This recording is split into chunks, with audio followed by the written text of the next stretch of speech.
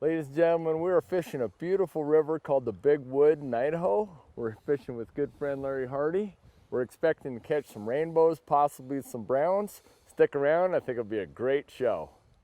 It's okay to get help from a local fly shop. When we first came into town, we asked the local fly shop the type of flies we need, where to go, and he put us on to some great flies and a great fishing area. We entered the beautiful Sun Valley in Idaho with great anticipation.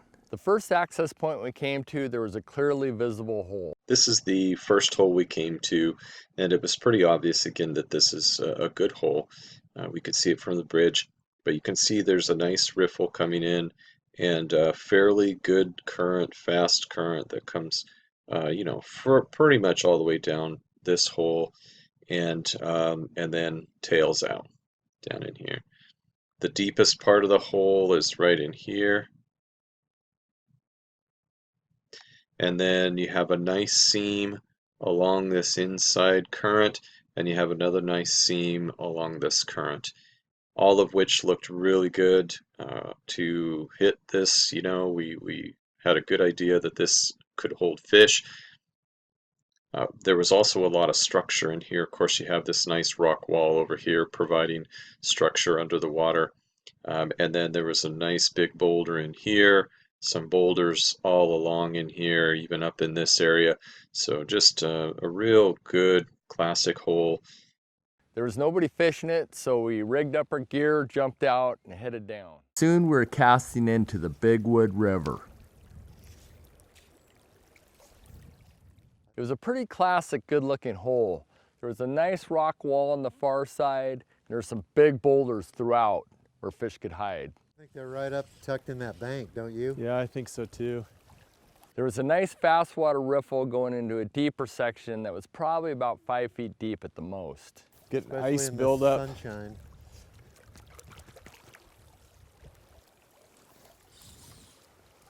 Yeah, have you gotten any hits out further? We started with nymphs that were suggested by the local fly shop. Nope, nothing in the edges. Yeah. Right at the seam, I don't think that's where they're picking anything up, but We were using a black Pat's rubber leg fly trailed by a red midge pupa. Yeah, they might. Oh, there's one. That was on this side. nice. Yeah. We started nymphing because that tends to be the most effective technique. Steve had hooked into a fish and was working to get the fish on the reel. It was early and there was no evidence of a hatch yet. Get him on the reel here. Steve hooked into the first fish right on the inside seam. Then he grabbed his net as he moved the fish closer.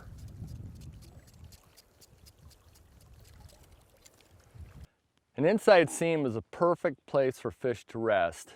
They can just relax in the slow current and dart out and grab food from the faster current. It's decent fish. Rainbow. It's pretty dark colored rainbow. I can't reel any further. There's too much ice in my guides. Nice. That's pretty. It's a really dark colored rainbow. How big, Steve? Probably 10 inches, probably. Pretty good. Yeah, nice. nice little rainbow. Look beautiful from Yeah. here. Look at this beautiful rainbow. Really nice trout. We each managed to hook a few fish with this nymph setup.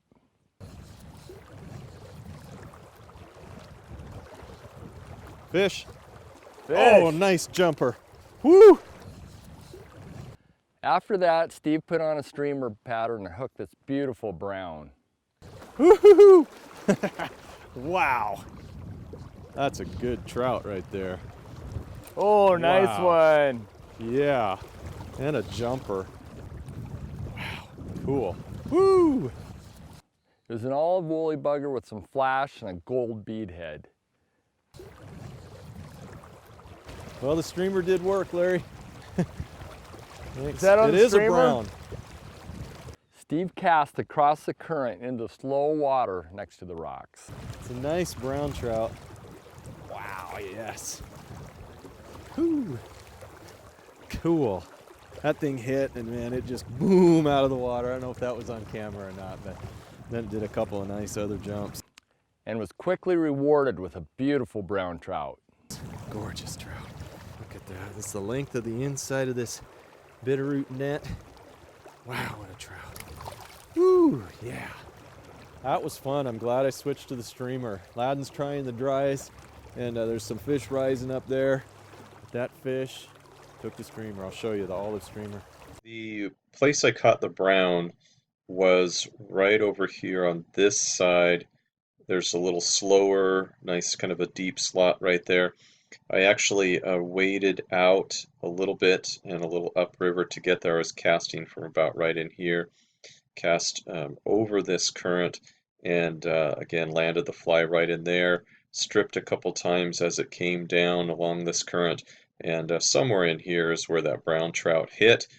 I'm using a 9-foot 5-weight fly rod with a sink tip line and then a short leader to this olive bugger.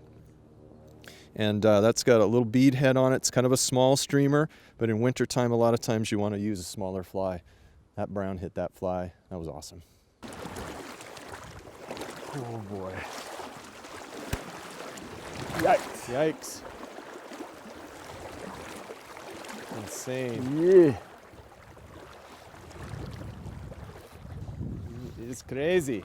I know, no. What? You snagged? It's up in that tree. Oh no. I was deep in thought, pondering how to catch some fish that I saw rise.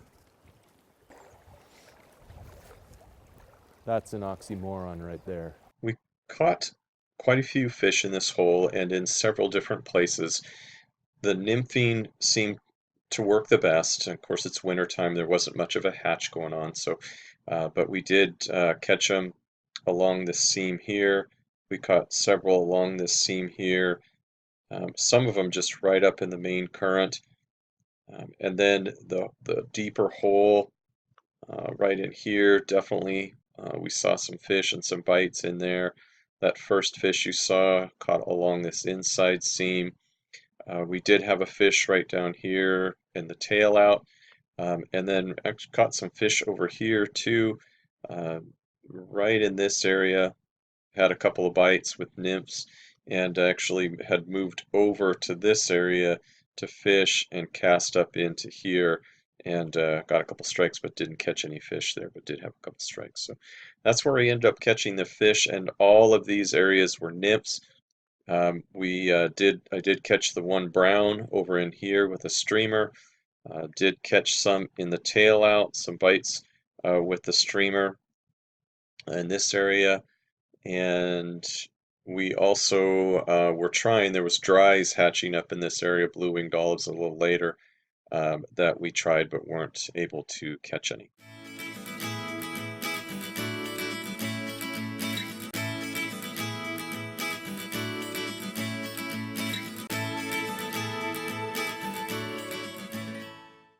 The next hole we fished had fast current going to a semi-deep hole, but not a lot of structure. How are you stripping it? You know, mostly I would let it swing without stripping, and then at the end I would give it a couple strips.